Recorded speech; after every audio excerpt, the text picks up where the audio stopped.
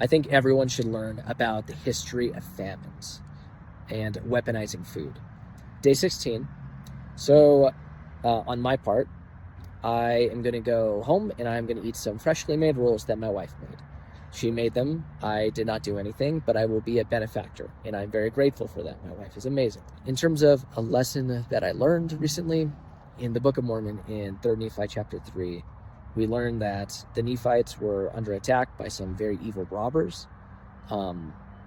They could not beat them in standard battle. They tried attacking them, and they lost every time. The robbers were going to attack them in their country and annihilate them if they did not submit. Through inspiration and revelation, they centralized and they gathered all of their armies, their families, their herds, their agriculture, specifically grain. It mentions grain. And they had enough food for 7 years, in which time they hoped to defeat the robbers. And they did.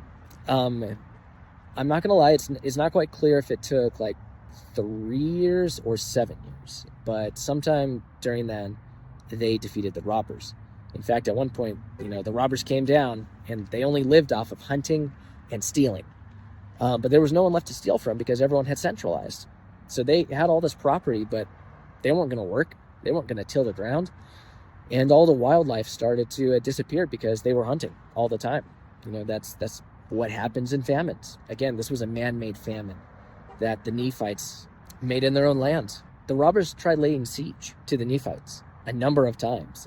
They're thinking, oh, we're going to lay siege to them. This will be great. The Nephites were prepared. They had lots of food. They had grain.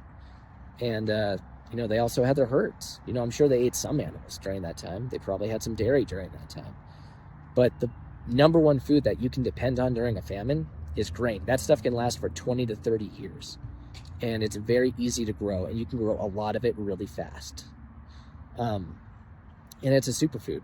It's one of the healthiest foods you can have. It's one of the best things for man.